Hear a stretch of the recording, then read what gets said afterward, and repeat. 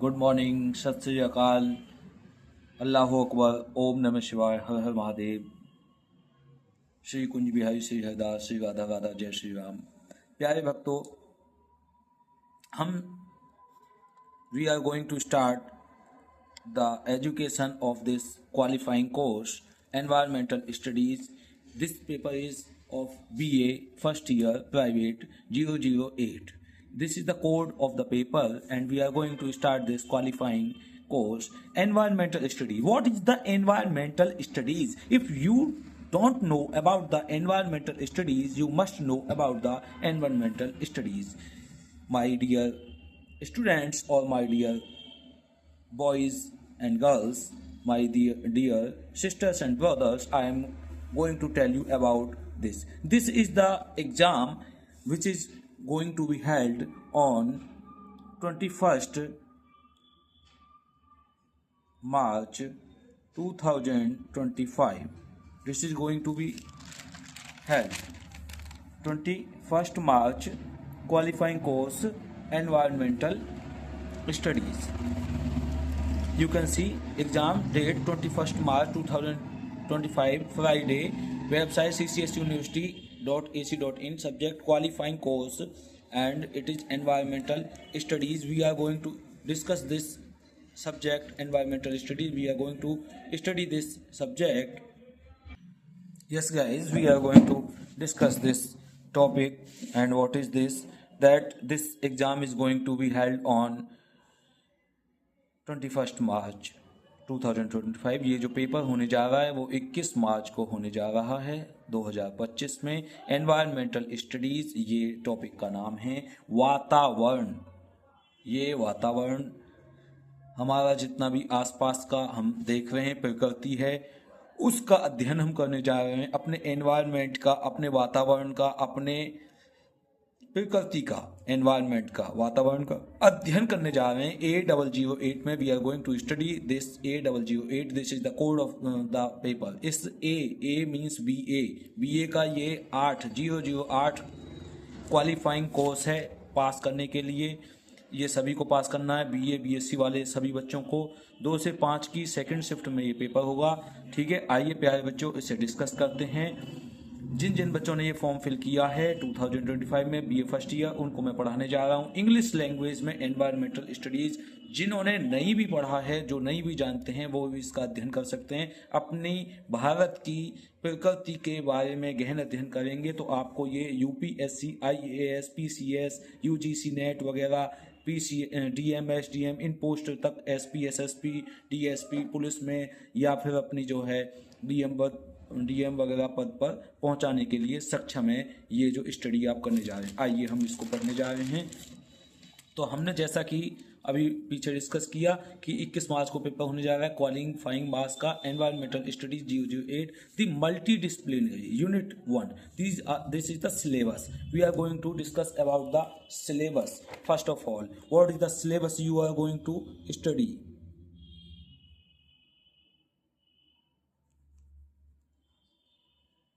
तो हम सिलेबस पढ़ने जा रहे हैं प्यारे बच्चों। सिलेबस क्या क्या आने वाला है? दी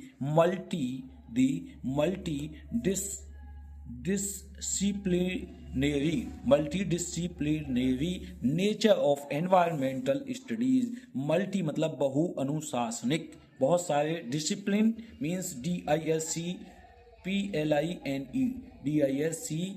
DISCPLINE, डिसिप्लिन का हम क्या करते हैं? अनुशासन बोलते हैं। डिसिप्लिनरी अनुशासनिक, बहु मीन्स मल्टी, बहुत सारे अनुशासन जिस पर लागू हो जाए। The multidisciplinary nature means प्रकृति, उसका स्वभाव, ऑफ द एनवायरमेंटल स्टडीज, वातावरण का जो गहन अध्ययन हमारा चल रहा है उस पर हम टॉपिक पर काम कर रहे हैं। तो इसका टॉपिक का नाम क्या है? बहु अनुशासनिक वातावरण के स्वभाव का बहु अनुशासनिक अध्ययन। वातावरण, ये जो एनवायरमेंटल है, वातावरण प्रकृति के वातावरण का बहु अनुशासनिक अध्ययन। ठीक है, बहु अनुशासनिक प्रकृति ये मीन्स स्वभाव, नेचर, बहु अनुशासनिक स्वभाव प्रकृति का, ठीक, उसका गहन अध्ययन है। वातावरण अध्ययन चल रहा है, वातावरण का अध्ययन चल रहा है। कौन सा अध्ययन? बहु अनुशासनिक, ठीक है, बहु अनुशासन, बहुत सारे अनुशासन आएंगे। नेचर यानी कि इस नेचर के अंदर, नेचर हमारी प्रकृति होती है, नेचर हमारी लैंड से भी रिलेटेड है, हमारी trees, it is related to our trees and land, and it is related to our society, human resource, food resource, natural resources, all are these this anything that is created not by me is called nature. All and everything is created by God, that is called nature. We are living in on earth, we are taking water, air, sun, heat, all these are given to us, sky, this is called nature. So and another meaning of nature is means स्वभाव, किसी का स्वभाव को भी nature बोला जा सकता है। The multidisciplinary nature of environmental studies. So we are going to study this, अध्ययन करने जा रहे हैं हम इस वातावरण का, प्रकृति का, एनवायरमेंट का, इसका जो अध्ययन हम करने जा रहे हैं उसका ये आपका मल्टी डिसिप्लिनरी स्वभाव है, बहुशासनिक स्वभाव, बहुशासनिक स्वभाव।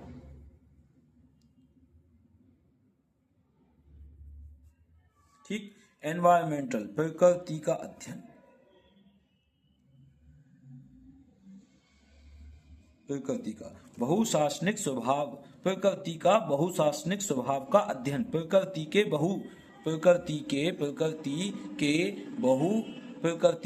बहुशासनिक स्वभाव का अध्ययन। ये प्रकृति है, प्रकृति के बहुशासनिक स्वभाव का अध्ययन हम ये पढ़ने जा रहे हैं। तो प्रकृति क्या है? हमारी नेचर है, उसका बहुशासनिक स्वभाव, बहुत सारे लोग उस पर शासन कर रहे हैं और उसका कैसा स्वभाव है। फूड सबकी मांग है, everyone want to get food, everyone want to get water, everyone want to get pure food, everyone want to get pure water, air, pure air, and someone is deteriorating all these things. कोई व्यक्ति इन चीजों का नाश कर रहा है, destruction कर रहा है, ओके, बिगाड़ रहा है, डिटोरियोरेटिंग कर रहा है, उसका विनाश कर रहा है। तो उस कंडीशन में जैसे पॉल्यूट क्रिएट कर रहा है, पॉल्यूशन कर रहा है, someone is creating a pollution to a noise pollution, he is creating a water pollution, he is creating the air pollution, he is creating the food pollution, he is producing the all and all other जहरीली gas produce कर रहा है, जहर डाल रहा है उसके अंदर समवन। तो कोई पानी में जहर मिला रहा है, कोई खाने में जहर मिला रहा है, गंदी चीजें मिला रहा है। इससे क्या हो रहा है? उसका स्वभाव बिगड़ रहा है प्रकृति का, और लोग जल्दी जल्दी मर रहे हैं। तो हम इसका गहन अध्ययन करने जा रहे हैं, द मल्टी डिसिप्लिनरी, क्योंकि इसका डिसिप्लिन होना चाहिए नेचर का, ठीक है। नेचर पे, स्वभाव पे डिसिप्लिन है, इस बहुत सारे लोगों का इसका पहले से ही स्वभाव पे, प्रकृति के स्वभाव पे लगा हुआ है। क्या? शासन प्रशासन चलता रहता है, कोई ईश्वर है, गॉड है, उसके प्रशासन शासन चलते रहते हैं। तो हम इसका अध्ययन करने जा रहे हैं। आइए प्यारे बच्चों, we are going to start this definition. Definition number 1, scope and importance, need of importance, इसकी इम्पोर्टेंस क्या है, इसकी ज़रूरत क्या है। दायरा, स्कोप मीन्स दायरा होता है, परिभाषाएं, इसकी परिभाषाएं क्या हैं, डेफिनेशंस हैं, दायरा है, महत्व, एंड व्हाट इज द महत्व, importance, need of public awareness. Definition, पहले तो इसका हमको डेफिनेशन पढ़ने को मिलेगी, क्या इसकी डेफिनेशंस होती हैं मल्टी डिसिप्लिनरी नेचर की, ऑफ एनवायरमेंटल स्टडीज की, क्या इसकी डेफिनेशंस हैं या इसकी परिभाषाएं क्या हैं बहु अनुशासनिक स्वभाव की, और इसका दायरा क्या है, स्कोप क्या है, कहाँ कहाँ तक आता है, परिभाषा किसको कहेंगे। प्रकृति में कोई पेड़ लगा हुआ धरती में, उसको हम उसका कोई डिसिप्लिन है कि नहीं, उसको कोई भी तोड़ के काट के पेड़ को लेकर चला जाएगा कि what is the rules and what is the regulations, what is the disciplinary nature of this tree and the water and the air. This is the definition.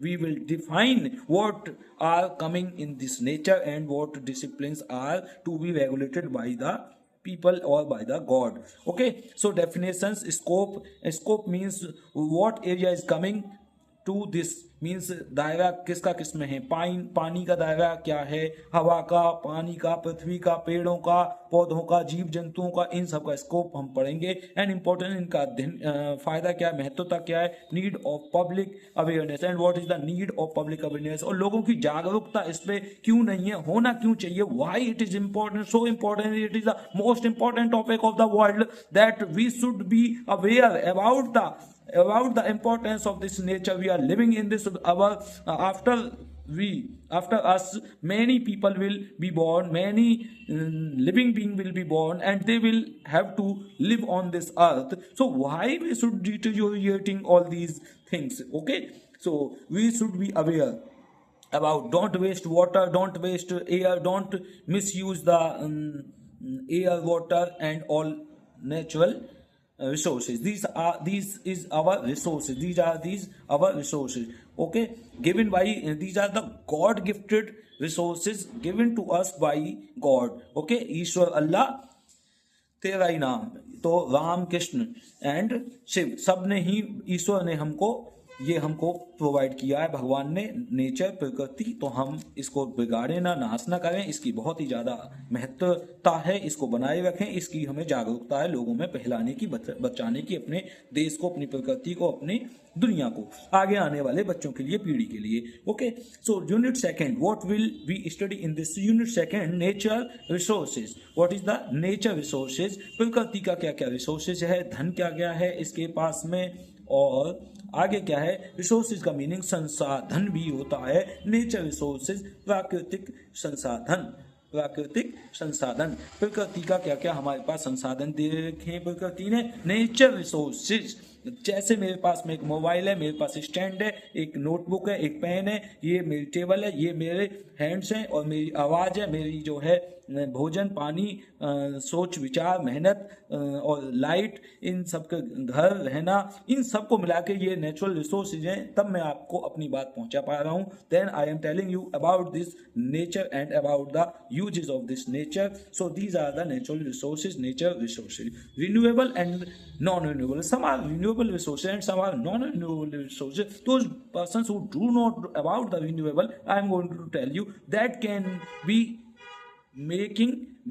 made new, that can be transformed, that can be changed, that can be created new again and again. जिसको दोबारा बदला जा सकता है, नया बनाया जा सकता है, जो नया किया जा सकता है वो रिन्यूएबल है, एंड नॉन रिन्यूएबल जिसको नया नहीं किया जा सकता। जैसे एक लोहा है, खराब हो चुका है, the iron has been rusted, then can be created again new and new, उसको दोबारा बनाया जा सकता है, तैयार किया जा सकता है, पैदा किया जा सकता है। एंड आगे क्या है, रिसोर्सेज, और ये हमारे संसाधन हैं जो बदले जा सकते हैं, ऐसे संसाधन, और जो नहीं बदले जा सकते उन संसाधनों की हम बात करें, नेचुरल रिसोर्सेज की और प्राकृतिक संसाधन। Associated problems and what are the associated problems, जुड़ी हुई समस्याएं क्या हैं, ठीक है। तो प्यारे बच्चों, ये सारा का सारा पेपर जो आप इसमें पढ़ने जा रहे हो, ये IAS में, PCS में, DM SDM पोस्ट के लिए भी आता है, और आपके SSC, bank, railway, Delhi police, UP police, army, air force competitive exams में, सभी में, NDA, एयरफोर्स, नेवी, सभी में पूछा जाता है।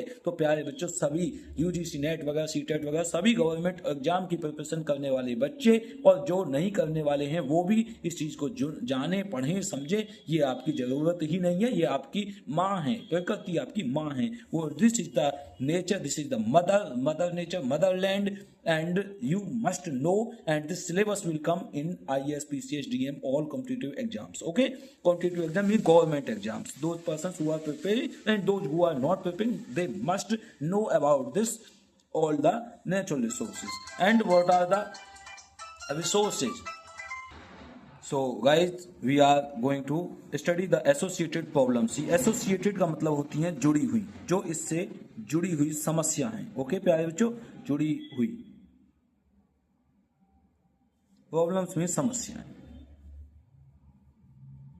तो जितनी भी हमारी जुड़ी हुई समस्याएं हैं, those problems who are associated with the nature and natural resources, we are going to discuss about all these problems. Okay, and this exam, this syllabus is very important for a human being. Okay, प्राकृतिक संसाधन और उनसे जुड़ी हुई शोषण और समस्याओं पे हम आकर डिस्कशन कर रहे हैं। A forest resources, what is the forest resources, जंगल और जंगल का क्या है प्रावधान और जंगल के संसाधन। फॉरेस्ट रिसोर्स, सबसे पहले हमारे पास में जंगल एक संसाधन है, जंगल का हम उपयोग कर सकते हैं, यानी कि बहुत सारी हमारे पास में क्या चीजें, ट्रीज हैं, प्लांट्स हैं और उनके पास में मिनरल्स हैं, तो फॉरेस्ट रिसोर्सेज हमारे पास आ सकता है। हम उसका खनन कर सकते हैं, पेड़ काट सकते हैं, लकड़ी बेच सकते हैं, सुखाकर गीली कोई भी टेबल बना सकते हैं, सोफा सेट बना सकते हैं। तो फॉरेस्ट का हमारा जो खजाना है उसका हम, चंदन की लकड़ी हैं, बहुत सारी चीज़ें हैं, उनका हम उपयोग करते हैं। और गोल्ड माइन भी होती हैं, सोने की खदानें हैं, कोयला भी निकलता है जंगलों में, बहुत सारा धन हमारे पास है, पानी की सुविधाएं भी हमारे पास अवेलेबल हैं। उन सब रिसोर्सेज का हम कैसे शोषण कर रहे हैं, कैसे रोक सकते हैं और उसको कैसे कैसे हम अध्ययन करेंगे। Use and over exploitation, what is the forest and what is the resources present in the forest, the trees, the water and the gold mine, the coal mine and the trees all are important. These are the resources by which we are dependent on these resources, and we have to utilize these resources without the exploitation. So we are going to discuss this use and over exploitation, इसका उपयोग करने जा रहे हैं और इसका over exploitation, ज्यादा शोषण करना। ओवर मीन्स ज्यादा, एक तो हम इसका यूज कर रहे हैं, जैसे हमें लकड़ी की जरूरत है हम यूज कर रहे हैं, और ओवर एक्सप्लोइटेशन यानी कि हद से ज्यादा इसका शोषण किया जाना। ठीक है, शोषण क्या है, यूज जितने की जरूरत है उससे ज्यादा का हम उपयोग कर रहे हैं और बर्बाद कर रहे हैं, वो शोषण है। ठीक है, डिफॉरेस्टेशन, इसको डिफाइन कौन करेगा, over exploitation, over use and over exploitation, ये लड़ाई है अज्ञानी और ज्ञानी की, ज्ञानी से ज्ञानी भिड़े। और this is the fight between the known person, knowledgeable person, and one is fool और one is very intelligent person. This is the fight between two parties, extremist and cool people. So we are going to discuss this in another video. And now we are going to deforestation case studies. What is the deforestation case studies? Deforestation means वनों की कटाई। Case studies, हम इस मामले का अध्ययन करेंगे। Timber extraction, लकड़ी का हमारी निकासी होना, लकड़ी को किसी क्षेत्र से बाहर लेकर जाना। माइनिंग, उनकी खनन। And dams and there effects of forest, और वहाँ पर बांध लगाए जाएंगे, उनका पानी का जो है यूज होगा। डैम्स एंड देयर इफेक्ट्स, उसका असर क्या होगा जंगलों पर। ठीक है, बांध लगाने से जंगलों पर असर क्या होगा। टिम्बर एक्सट्रैक्शन, लकड़ी का बाहर निकासी करना, बेचना, लकड़ी को पेड़ों काट काट के उसका क्या असर पड़ेगा। और इस केस स्टडी, इस केस को हम पढ़ के उसका अध्ययन करने जा रहे हैं। इस प्रकार से ये हमारा सिलेबस है। एंड ट्राइबल पीपल, और लोगों पर, वहां पर आदिवासी लोग जो जंगल के लोग हैं, रहने वाले हैं, उन पर असर क्या पड़ेगा। We are going to study about the forest resources, what is the use and over exploitation and deforestation, case studies, timber extraction and mining, dams and their effects of forest and tribal people. Next thing is B, water resources. What is the water resources? And water resources, we are going to discuss the water resources. Use and over utilization of surface and ground water, floods, drought, conflicts over water, dams, benefit and problems. हम पढ़ने जा रहे हैं use and over utilisation, उपयोग और अधिक उपयोग। ठीक, और सरफेस और ग्राउंड वाटर का, यो जमीन पर पानी है और उसके जमीन के अंदर पानी है। फ्लड्स, बाढ़ आ जाना, ड्राउट, सूखा पड़ रहा है, कहीं पर झगड़े हो रहे हैं, कॉन्फ्लिक्ट्स ओवर वाटर, पानी के ऊपर झगड़े हो रहे हैं। डैम्स, डैम बनने पर, बेनिफिट और प्रॉब्लम, डैम के बनने से क्या फायदे हैं और उसकी क्या समस्याएं। वाटर रिसोर्सेज, पानी, जल प्रकृति, जल संसाधन पे भी हम डिस्कस करने जा रहे हैं, हम पढ़ने जा रहे हैं, इसका गहन अध्ययन करने जा रहे हैं। Number C, third point is, ये यूनिट 1 में ही चलेगा सारा का सारा, फर्स्ट यूनिट का ही सिलेबस चल रहा है, BA first year, and we are going to study this. Mineral resources, use and exploitation, environmental effects of extracting and using mineral resources, case studies. अब हम आते हैं उपयोग और दोहन यानी शोषण। एक तो उपयोग करना, एक शोषण करना। एनवायरमेंटल, पर्यावरण। एनवायरमेंटल क्या है प्यारे बच्चों, पर्यावरण। तो हमारे जो भी पर्यावरण है आस पास में, वातावरण या पर्यावरण, इस पर्यावरण का हमें सुरक्षा करनी है और हम पर्यावरण की सुरक्षा करने जा रहे हैं। आइए प्यारे बच्चों, पढ़ के इसको समझ के ही हम कर लेंगे इसकी सुरक्षा। पर्यावरण, एनवायरमेंटल इफेक्ट्स ऑफ एक्सट्रैक्टिंग। पर्यावरण और इसके क्या हैं, इफेक्ट्स हैं। पर्यावरण के इफेक्ट्स, इफेक्ट्स का मीन्स क्या है, असर। इसका असर क्या पड़ेगा, ऑफ एक्सट्रैक्टिंग, निकालने पर। एनवायरमेंटल इफेक्ट्स, पर्यावरण पर क्या असर पड़ेगा, ऑफ एक्सट्रैक्टिंग मिनरल्स का। ठीक है, तो हम मिनरल्स निकाल रहे हैं तो पता चला उसमें से कोई गैस निकल आई जहरीली। Okay, we are going to extracting the minerals and we are getting a poisonous gas, so our society can be harmed. So these type of studies we are going to do. So environmental असर, हम जो पर्यावरण का पढ़ने जा रहे हैं, देखने इस पर असर क्या पड़ेगा मिनरल की खदानों की, यानी कि जितने भी हमारे खनिज हैं उनका खदान करना, उनको निकालना, एंड यूजिंग मिनरल रिसोर्सेज, और हमारे खदान स्रोत को, संसाधन का उपयोग करने से एनवायरमेंटल पे दोहन करने से पर्यावरण पे क्या जो है असर पड़ेगा। केस स्टडी हम इसका मामले का अध्ययन करेंगे इस टॉपिक के अंदर।